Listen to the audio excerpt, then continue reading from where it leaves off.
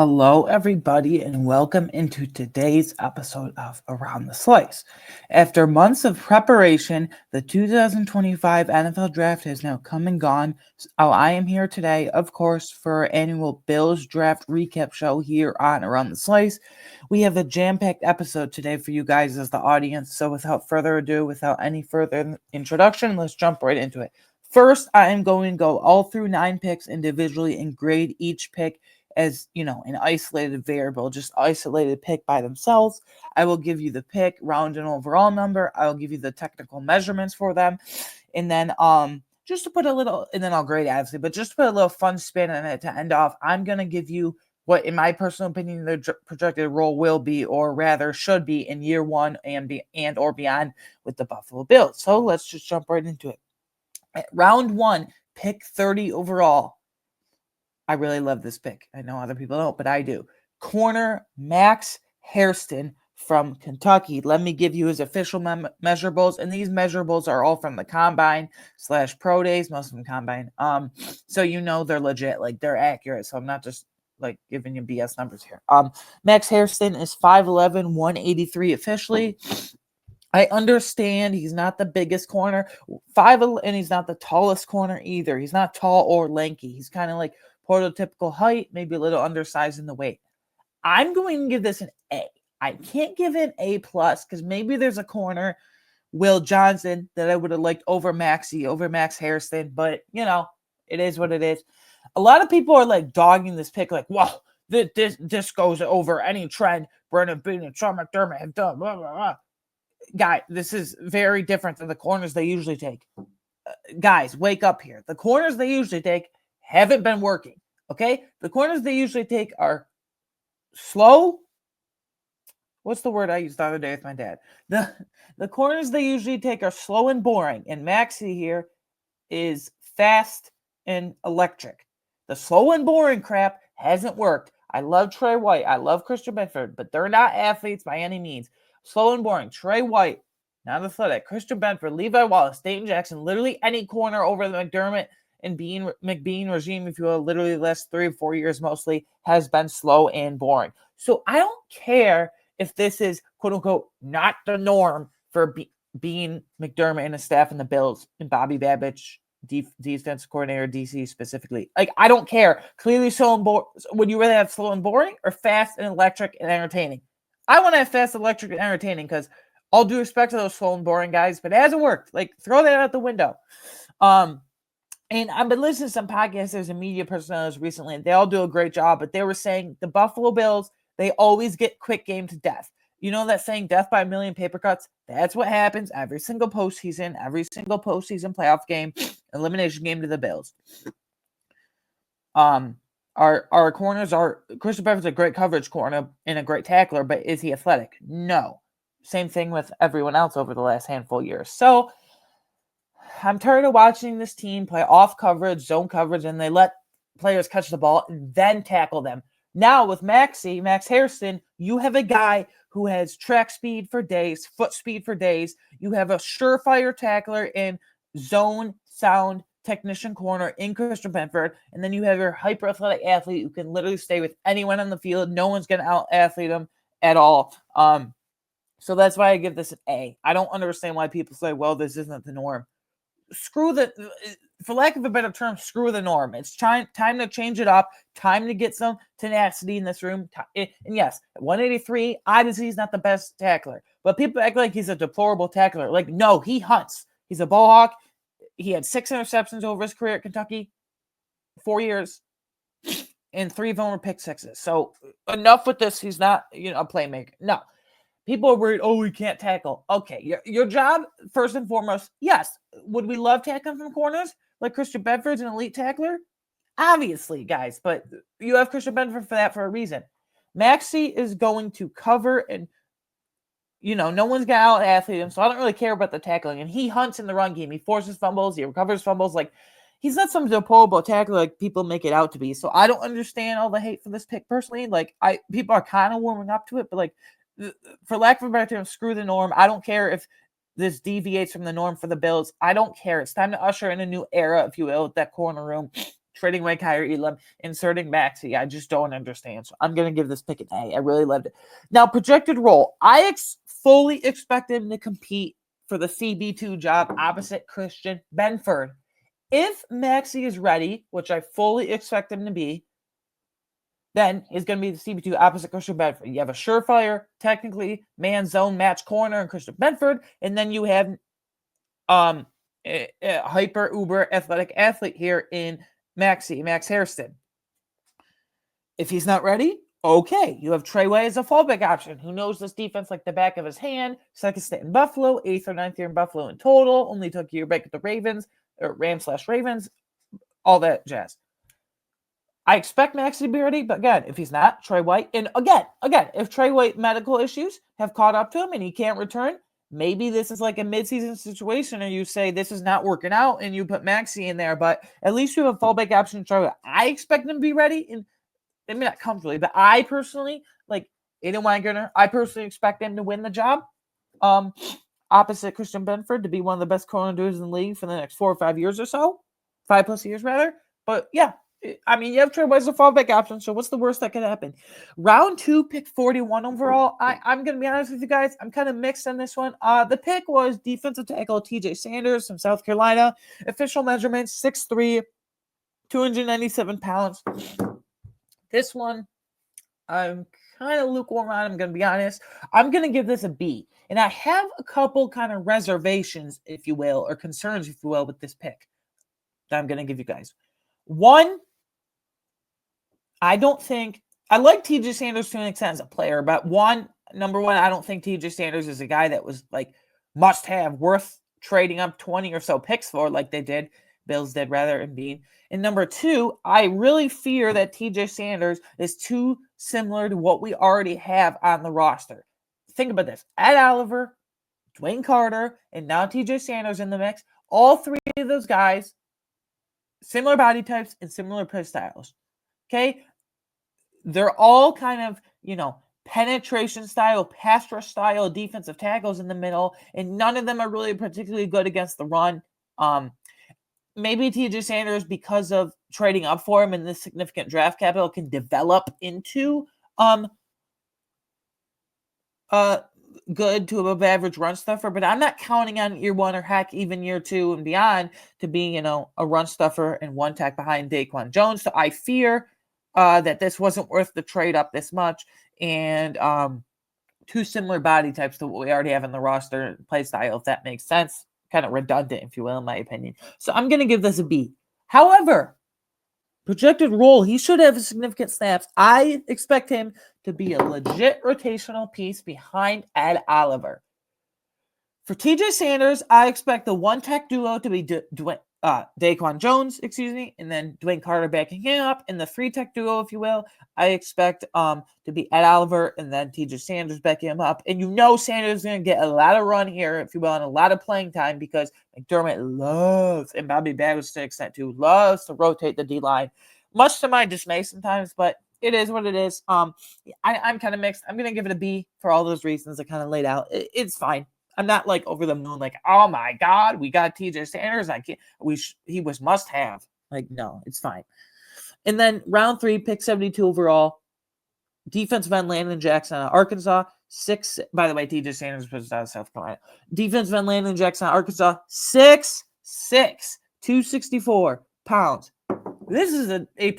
This is a damn home run pick, in my humble opinion. A lot of people mocking Landon Jackson to the Bills at 56 or to the Bills at 62, rather, excuse me. So to get him here at what? To get him here at 72 with that extra pick you picked up from the Bears, which I don't know how they did, but I think Landon Jackson, awesome. This is A+, athletic freak, and all the players they drafted are great to elite athletes, so that's awesome. They always love those high RAS guys. RAS guys, rather. So, yeah, this is A+ home run pick. Athletic freak. Landon Jackson's projected role. I think as soon as year one, he should be a legit rotational piece this season and then become a, for sure, key starter in 2026 because you have Greg Rousseau, who you just gave a massive extension to. But beyond this year, Joey Bosa, contract year. AJ Epineza, contract year. Joey Bosa, old and injured. We'll see how it works out, but you guys know my thoughts on him. I'm expecting him not to be back. AJ Epineza, I think that's run its course. Do we really need to keep him and hawing around with that? No. So he'll probably be gone. And I expect the starting duo, maybe you get some ancillary pieces, but I expect the starting duo to be in 2026. Greg Rousseau on one side, Landon Jackson on the other side. I mean, Greg Rousseau, 6'7", 270. Landon Jackson, 6'6", 264. So, like trees off the edges. True, like trees off the edges. So, yeah. I'm just really excited for this pick. I mean, this is A+. Damn home run pick, in my opinion. Which is a good role. I think he'll be a legit rotational piece just because of how much they rotate in year one. I could absolutely see him upgrading the AJ Epineza role like pretty damn easily in camp and into the season early. So AJ Epineza is fine, but I don't think he's more than a rotational pass rusher. There's no starting upside with him, and I think there's legit starting upside with Landon Jackson. Next, this is probably one of my least favorite picks of the draft. I don't understand this one really. Round 4, 109 overall, defensive tackle Deone Walker out of Kentucky, 6'7", 331. You would think, oh my God, 6'7", 331, Aiden, elite run stuffer. No, not even close. On paper, he should be, but he's a pretty below average to poor run stuffer and a poor athlete in my if you just look at the numbers. He struggles to eat up space, and he gets blown off the ball pretty quickly and pretty easily, and he struggles to anchor in the middle, which I don't know how at 331 pounds you do, but he does. I'm going to give this pick a C+, unfortunately. You already traded up for a defensive tackle in TJ Sanders, which I was pretty kind of like fine, whatever on, lukewarm on, if you will. And then Deone Walker really did not like trading up significantly again for a second defensive tackle. A lot of different directions they could have gone. I fully support, now guys, listen carefully. Like, I fully support a double dip at defensive tackle, but one, I don't think you need to do it this early to trade up. And two, the double dip did not have to be Deone Walker as the second guy. So that's a concern. I'm going to give this a C+. There are a lot of different directions they could have gone here, and they had traded up again, a double dip. Deone Walker's projected role. Be a developmental piece behind Daquan Jones at one tech this season, and then compete. I'm not saying guaranteed, but compete to be the starting one tech in 2026. I think the starting one tech in 2026 will be one of Dwayne Carter. Daquan Jones expect to be gone. So Dwayne Carter, Deone Walker, another high-profile rookie. I think TJ Sanders and Oliver are for sure 3 techs. Can't mess around with that. But, yeah, I expect him to be a developmental piece. Maybe in the beginning, just because of his injury history, he starts on the PUP/IR list, or he just, doesn't get a game day jersey. I think him and Dwayne Carter will kind of take turns not getting a game day jersey, but that's just where my thoughts are right now. C+, not a fan of this. And then round 5, 170 overall. Listen carefully how I classify this. DB, defensive back, Jordan Hancock from Ohio State. He's 6 foot, 195 pounds. I'm going to give this grade a B because he's not he's not a true safety, but he's not a true corner. He's not really a true anything.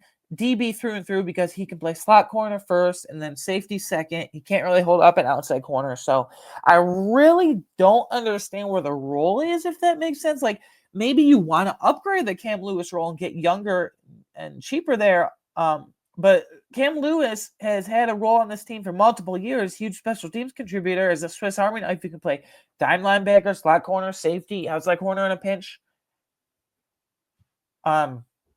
Swiss Army knife for this defense through and through. But if we moved on from him, I really would be kind of sad and upset about that. I'm going to give Jordan Hancock a B. I know it's in the 5th round, so Aiden, who cares? But I care because,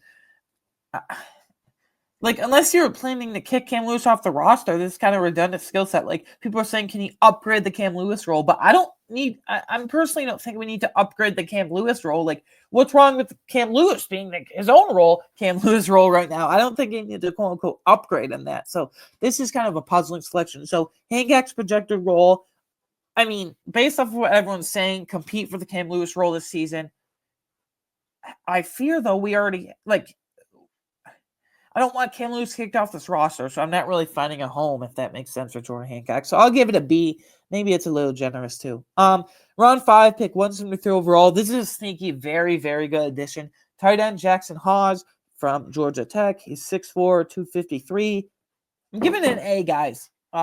Weirdly enough, Quentin Morris this whole time hasn't been re-signed, and clearly we got to drafted our new tight end 3 in Jackson Hodge, so Quentin Morris won't be back. He'll go somewhere else, which I applaud him for wanting to go somewhere else. I've been on record saying over the last year or so that Quentin Morris could be a lot of teams tight end 2, and a lot of teams tight end 2 in this league, NFL rather in this league, but he happened to be tight end 3. I like Quentin Morris, 2 or 3 years, rookie, UDFA rookie, practice squad in the last 2 years on the roster. He'll have the most random clutch touchdown every year. Quentin Morris, huge, excellent blocker, excellent special teamer, and Jackson Hawes fits that perfectly. You want a guy to replace Quentin Morris as your tight end 3, boom. Jackson Hawes, excellent blocker. Quentin Morris, excellent blocker. Jackson Hawes, excellent special teamer. Quentin Morris, excellent special teamer. I think Quentin Morris has a little more intrigue as a receiver and a little more intrigue as kind of a, do it all, jack of all trades in terms of blocker and receiving upside. Jackson Hawes is going to give you 0, and 0 receiving upside in the past game. But if you want to, tight end 3s need to block their ass off, for lack of a better term. They need to block their ass off. So enter Jackson Hawes. I expect him to beat out Zach Davidson for tight end 3 pretty comfortably. So my projected role for Jackson Hawes: win the tight end 3 job behind Kincaid and Knox. Be that Quentin Morris guy. Be that huge special teamer. Be that excellent blocker that you've shown to be. So I love that pick, and people aren't talking about it enough, in my opinion. I don't dislike Quentin Morris either, but it's clear they wanted to upgrade over him and get youth in the room. So yeah. Round 6, pick 177 overall. Corner, Dorian Strong, Virginia Tech, 6'1", 185 pounds. So basically, he's got a couple inches on Maxey, but at 30th overall, Max Hairston. But yeah, basically the same size. I'm going to give this a B+. I like the player. I just don't know about the fit and kind of philosophy here. If you consider Jordan Hancock a corner, great. If you don't, whatever. Let's just say, for sake of argument, we do. So corner, you drafted Maxey first, then you drafted Jordan Hancock, and then you not only double dip, but you triple dip, is that a term, if you will. You triple dip, if you will, with Dorian Strong now, in addition to Maxey and Jordan Hancock. Bit overkill, in my opinion. I 3 corners, 3 DBs in total, Jordan Hancock withstanding. I don't understand that philosophy, so I'm going to give it a B+, because I really like the player, and I really love the special teams acumen and background. But yeah, I just question the fit and philosophy here. Overkill on corners. Projected role for Dorian Strong: be a huge special teams contributor this season with other DBs like Jamarcus Ingram, Cam Lewis, and maybe, I'm not expecting it, but people should not be sleeping in this possibility, maybe even win the CB2 job despite Christian Benford. If you told me Dorian Strong was a CB2 opposite Christian Benford week 1, okay. Trey White, okay. Maxey, okay. Any 3 of those, in my opinion. I expect it to be Maxey, but if they want to go a veteran route, if they want to go, draft capital route, it's Maxey. Veteran route, it's Trey White, it's CB2. But if they want to go with a sleeper here, I do not sleep on Dorian Strong. I'm going to give it a B+ for all those reasons I just laid out. Hold on, my notes got lost a spot. Sorry. Okay, round 6, pick 206. Offensive tackle Chase Lunt, UConn, 6'7", 304, but he literally has 0th percentile arm length and 0th percentile wingspan. That's just deplorable. I'm going to give this a B-. I understand the philosophy of get Aaron Comer, an offensive lineman, and he can do wonders with them. But after the top 6 or 7 linemen, for the last 2 or 3 spots, give or take, there's a lot of competition, and I think it's unlikely that Chase Lunt makes this roster. Now, just for the sake of argument, projected role, compete for a roster spot this season. That's all you have to do. Just compete for a last few spots in the final 53-man roster after training camp pre-week 1. That's just all I expect from you. If you make it, great. If you don't, stash you in the practice squad, and hopefully someone else doesn't claim you through waivers. Round 7, pick 240. This one was stupid to me. Wide receiver Caden Prather, Maryland, 6'3", 204. I'm going to give this a C. Between the 2 Maryland receivers, Ty Felton, who went at the end of the 3rd round of the Vikings, and Caden Prather, who went to the 7th round, pick 240 overall. Specifically to the Bills, I'm going to give this a C because Ty Felton, 1, was the much better receiver, and 2, I can't believe Bills waited until round, 7 to take a receiver. So I thought they should have gotten a receiver much earlier, 3rd or 4th round, to round out the room and even improve the room. I get it. Jalen Royals, was taken in the 4th round. I'm trying to configure this in my head. Maybe instead of trading up for Deion Walker, you trade up for a receiver, just stick and pick a receiver. My main thing is Caden Prather's getting a C because he has a modest production profile at best at Maryland, especially last year, outshined by Ty Felton. And 2, I just don't get how this guy makes the roster even. And 3, receiver should have been taken very earlier, in my opinion. Projected role, same thing as Chase Lund. Just compete for a roster spot this season. Wide receiver 4, 5, maybe even 6 are up for grabs because the first 3 or 4 are kind of up locked in my opinion. Bill's final 2025 NFL draft grade, all in summation here, I'm going to give it a B. Other than Maxey and Landon Jackson, there's nothing I really outright love, but there's nothing I hated either. Like, a lot of the picks were fine to disappointing. I just feel like they kind of missed on some areas. And speaking missed on some areas, I want to pose this question to myself and you guys. What was missing in this draft for the Bills? I have 3 or 4 bullet points that personally I would have changed or I would have done differently.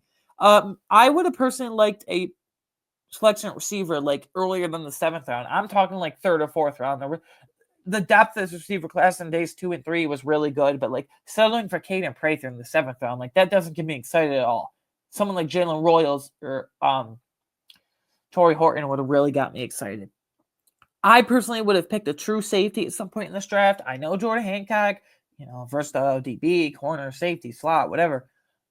I was looking for a true safety, and they didn't take a single one in this draft, so they must be really high on Cole Bishop. I have my own reservations and concerns about him, but it's clear. Going back to the receiver point, by the way, I would have wanted one earlier, just to note, they're expecting a crap ton from Keon Coleman this year. Like, that dude better be the clear-cut wide receiver 2 on the outside behind Khalil Shakir, or we're going to have issues. So, that's all I'm saying. I would have picked a depth linebacker at some point in this draft. It's about time the Balen Spector experiment ends, and usually the Bills, like, whether it's UDFA, draft, or most of the time even both, and what have you, the Bills usually love to add a linebacker or 2 via that, so I'm surprised they didn't pick one. I kind of alluded to this. This is my biggest complaint. I wanted to pick 3 corners in this draft. Seemed a bit overkill to me, like a lot overkill, actually. Like, instead of going for a 3rd corner, should have taken a receiver. Instead of going for a 3rd corner, should have taken a linebacker. You get where I'm going. Safety. Instead of taking a 3rd corner, ... There's a lot of scenarios where I'm like, instead of taking a 3rd corner, ... they should have done this. So I don't get the 3 corner thing, and that just kind of bothered me. Now, ranking Bills 2024 draft picks. I have a comprehensive list, 1 through 9. Defense one, Landon Jackson, number 1. Awesome value. A+ for a reason. Freaking love that. Damn home run of a pick. Corner, Max Hairston. Maxey was my 2nd favorite pick. 3, tight end Jackson Hawes. 4, and then after the top 3, there's kind of a drop-off. I thought the rest of these were fine to average. 4, Dorian Strong. 5, TJ Sanders. 6, DB Jordan Hancock. Again, don't understand the role. You already have a Cam Lewis type player for that role anyway. And Cam Lewis himself. 7, safety off the OT Chase Lund. 8, D-tackle Deion Walker, which I don't understand the philosophy is trading up for a 2nd D-tackle. 9, wide receiver Caden Prather. So after the top 3 or 4, this draft was a really mixed bag for me, as evidenced by my personal grade of a B. Now, Bills UDFA signings, I'm going to go over this, and maybe there's 1 or 2 that stick out, maybe not, but at least maybe if I recognize them, I'll give you my quick thoughts on them. UDFA signings. So these guys are signed to the 90-man roster for training camp and preseason. Guard Rush Reimer from Kale, never heard of him. DB Wande Owens, New Hampshire. This DB room is so crowded. D-tackle Devin Brant Epps from New Mexico. Linebacker Keontae Jenkins, Virginia Tech. He could sneakily make the roster. Like, that's the name that stands out to me so far because they didn't take a linebacker in the draft or a UDFA. The only UDFA signing was Keontae Jenkins from Virginia Tech.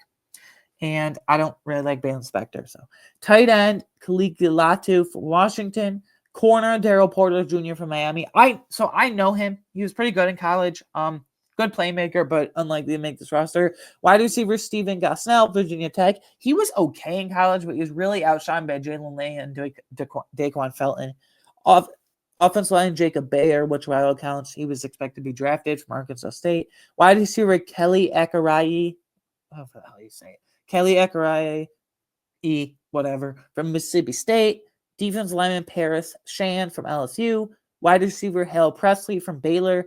Defensive end Hayden Harris from Montana. A lot of wide receiver signings in this UDFA. Again, they should have picked one in the draft before Caden Prather. Bills rookie minicamp invites. These guys technically aren't on the roster yet, but maybe we have a Joe Andreessen situation. We're like, oh, okay, our ears perk up at that. Center Levi Rogers from Stanford. Linebacker Noah Martin from Samford. Linebacker Mason Napper from Miami. Corner Demaje Yancey from Troy. Quarterback Taylor Elgersma, Canada. He's going to the Bills and Packers rookie minicamp. Really fun story. He went to a Canadian university in Canada. Punter Ethan Dwayne from UB, obviously local there. Defense and Elijah Alston, Miami. This is an intriguing one because he was next to Ruben Bain last year. Will be a top pick in the 26th draft. Running back Rajay Harris from East Carolina. Small school guy. So nothing that really sticks out to me, but the UDFA signing I want to keep my eye on is Keontae Jenkins because of the name I recognize him by and because they didn't do anything at linebacker in the draft or UDFA signings other than him. Bills, this is an early, April 29th. So this is the end of April. Way too early. Bills 2025 53-man roster projection post-draft. It's just for fun, so don't take it too seriously at this very early stage. QB, Josh Allen. I don't know if no, I'm kidding. He's a lock. And then QB2 is between Mitch Trubisky and Mike White. I'm going to give it to Mitch Trubisky. Unfortunately, if they cut him, they can save $2 million. But I think Brandon Beane, they love it much more than you or I do, aka me. So QBs, Josh Allen, Mitch Trubisky. Running backs, these are locks. I don't think anyone's going to push, especially since they didn't draft a guy in the draft, which maybe they should have, because Cook and Johnson, respectively, are expiring contracts and contract years. But running back, James Cook, Ray Davis, Ty Johnson, and cuts are Darrington Evans and Frank Gore Jr. Fullback, Sledge, Reggie Gilliam. Wide receivers, I think the top four are absolute locks. Keon Coleman, Curtis Samuel, Khalil Shakir, and Josh Palmer. And then wide receiver 5, it's for me, it's between a lot of guys of Tyrell Shavers, Caden Prather, Laviska Shenault, Jalen Virgil, and KJ Hamler. I'm going to give it to Tyrell Shavers just because he's been in this system the longest. I don't think Laviska Shenault makes it other than a returner, and I like returner options on this team. Punt, kick, what have you, over him already. Anyway, I could see them keeping 6, but I went with 5 here. Once again, let me run down Coleman, Shakir, Palmer, Samuel, and then Tyrell Shavers. But there's legit room to add here, legit veteran competition. So cuts are Caden Prather, just waste 7th round pick, Prescott, whatever. Laviska Shenault, Jalen Virgil, KJ Hamler, and then UDFAs and Hale Presley, Steven Gusnell, and Kelly Akarai. Right, whatever.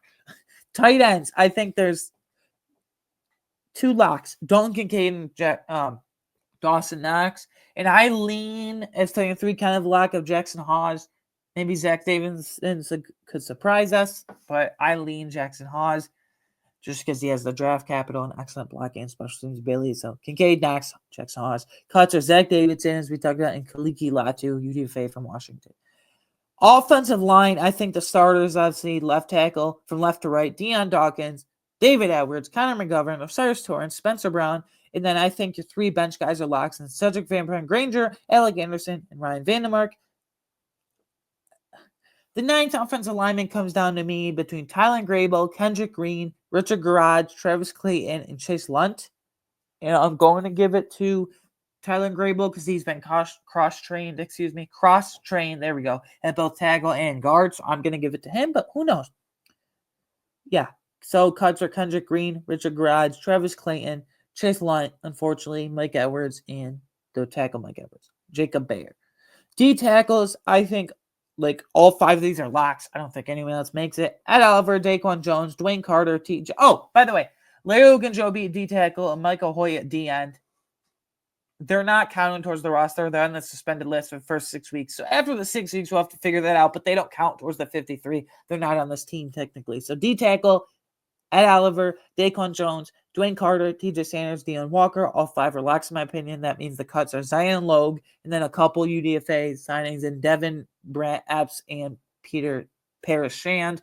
Zion Logue's making the practice squad, and they'll probably add Elianku there too. But 5 locks. And then defensive end, in my opinion, all 5 are locks as well. Greg Rousseau, Joey Bosa, AJ Epinesa, Landon Jackson, and Javon Salmon, which means the cuts are UDFA, Hayden Harris, but they're kind of light on numbers here. Maybe they could add a veteran or 2, UDFA or 2 still, but I think Landon Jackson could pass up the AJ Epineza and upgrade over him pretty damn easily, but I'm going to give all 5 of those guys locks. Linebacker, so I think there's 3 locks: Matt Milano, Terrell Bernard, Dorian Williams. No discussion there. But the last 2 or 3 spots are, in my opinion, between Joe Andreessen, Eddie Lafoscio, Balin Spector, and do not sleep on Keontae Jenkins, guys. I'm telling you, UDFA out of Virginia Tech. I watched him a lot of his college tape and college career. Love college football every Saturday, but yeah, I mean, don't sleep on that guy. I went after Milano, Bernard Williams, or locks. I went with Andreessen and Lufosio. I'm just so done with the Bill Inspector experiment. He's terrible when he plays, and he barely ever plays anyway because he's always injured. Corner, holy hell, was this difficult. Corner and safety, DBs in general. I think your top 4 corners are locks with Christian Benford, Taron Johnson, Max Hairston, Maxey, and Dorian Strong. And then I think there's legit 8 or 9 corners that can make this roster, and only 5 or 6 are going to. So after those top 4, I think battling for the final 2 or 3 spots, give or take, are Trey White, Jamarcus Ingram, Dane Jackson, Brennan Codrington as a returner, Dede Hardy, and Corey Couch maybe is a sneaky but likely practice one guy. I'm going to go with the final 2 spots between Trey White for that veteran leadership and Jamarcus Ingram for kind of the mini Cam Lewis. 3 versatile guys in Jordan Hancock, Cam Lewis, and Jamarcus Ingram. That's why I didn't really particularly even like the Jordan Hancock selection guys, because we already have a couple of Swiss Army knives in Jamarcus Ingram, who I love, and Cam Lewis, who I love. So corners, just to recap, are Christian Benford, Taron Johnson, Maxey, Dorian Strong, Trey White, and Jamarcus Ingram. And the cuts are Dane Jackson. I'm just so done with that. I don't get why they brought him back. Brandon Codrington, well, it might be a surprise, but last year was a healthy scratch in the playoffs because they trusted Khalil Shakir as the punt and kick returner. So you could go with Shakir. You could go with Ty Johnson. You can go with Ray Davis. Literally anybody. A lot of options. And then Daquan Hardy, Corey Couch, and Daryl Porter Jr., UDFA at Miami. Safety, even tougher. Like, this DB room is stacked. Like, usually teams only keep 4 safeties, but I'm including Jordan Hancock as a safety first and slot corner second, so I guess I'll include him as a safety. And 6 safeties. I think the 4 locks are Taylor Rapp, Cole Bishop. Well, I don't even know if Cam Lewis is a lock anymore because of the drafting of Jordan Hancock. So 3 locks, I should say, are Taylor Rapp, Cole Bishop, and Derek Forrest. So people are, for some reason, sleeping on heavily, in my opinion. And then I think I have them, the numbers here, have them keeping 6. So Taylor Rapp, Cole Bishop, Derek Forrest, Cam Lewis, DeMar Hamlin, and Jordan Hancock. But like, this DB room is utterly ridiculous. Other than the first 4 or 5, other than the first 3 or 4 corners, other than the first 3 or 4 safeties, like, there's like 5 or 6 other guys between both positions that could realistically make it. Cuts at safety, Wande Owens, and then kicker Tyler Bass, punter Jake Camarda, cuts are Brad Robbins, and then long snapper Reed Ferguson. Before we get out of here for today, I just want to quickly go over. We all know after the draft, when teams, jettison some players from the roster, like the Dolphins will do with Jalen Ramsey, and the Packers Jair Alexander's, just for an example or two. Mini free agency period. So who are some guys that the Bills could still add after the NFL draft? For wide receiver, a couple here names I like. I know Elijah Moore visited them yesterday. He could be a backup slot to Khalil Shakir. I've never really thought of highly of him, so I personally don't want that. But wide receivers, Keenan Allen, and then bring back wide receiver Amari Cooper. If Allen and or Cooper, if they're willing to take a backup slot role to Khalil Shakir, I think Keenan Allen more specifically would be the guy I'm interested in more, because I think he's much more a slot presence than Amari Cooper at this stage in their respective careers. He's still a really good route runner. Will dice you up in his routes, Keenan Allen. So it is true, if Khalil Shakir goes down, we don't have a true slot player. Curtis Samuel's kind of a mismatch gadget guy. Keon Coleman, true X. Josh Palmer, true X route runner. So we need a backup slot. I advocate for Keenan Allen, but maybe you do call up Amari Cooper again. And then DJ Chark, teammates with Josh Palmer last year in LA, with the Chargers specifically. But I mean, if you want kind of a redundant skill set to Josh Palmer, you can get DJ Chark, but I think it's unlikely just because you already have Josh Palmer. And then 3 kickers here. You might be surprised. Aiden kicker. We have Tyler Bass. I know Lucas Haversek was signed like in October/November last midseason there, and then Tyler Bass bounced back in a huge way and it's perfect. But I think you still have to push Tyler Bass to the offseason. So kickers, Nick Folk, Matt Prater, and Austin Seibert. I would personally go Matt Prater because he's really old, but I think he still got it as a kicker. So, yeah. Anyways, guys, that's my jam-packed Buffalo Bills draft recap. Of course, that's really fun. I'm going to be fully. First of all, let me get to this. You can watch or listen to this podcast on YouTube, Apple, Spotify, or of course, wherever you get your favorite podcasts. You can follow me personally on Twitter at AWiner13. You can follow the show on Twitter, of course, at Around Slice. You're going to want to follow those two things because I'm going to be fully honest and transparent with you guys. The months of May and June are like the slog of the offseason. Sure, we can look at some other teams' rosters. Sure, we can look at what some AFC's rivals have done, but the topics really slow down until we get to end of the training camp late July, just early August, which I love. So I'm going to be honest with you guys. Pay attention to the YouTube channel or the podcast feed if you're on the audio side. Greatly appreciate it either way because some weeks we might have 2 episodes of Around the Slice, and some weeks we might have no episodes. It just depends on the flow of the off season and what topics I want to talk about in this slow, just dead period, if you will. So keep your head in a swivel, if you will. And yeah, I greatly appreciate you guys for all the support. This draft process has been fun. These post-draft conversations will be fun. So yeah, without further ado, that was my big draft recap. I will see you guys next time. Thank you for the support as always. Have a great rest of your day, great rest of your week, great rest weekend, whatever you do. I'll see you next time. Bye.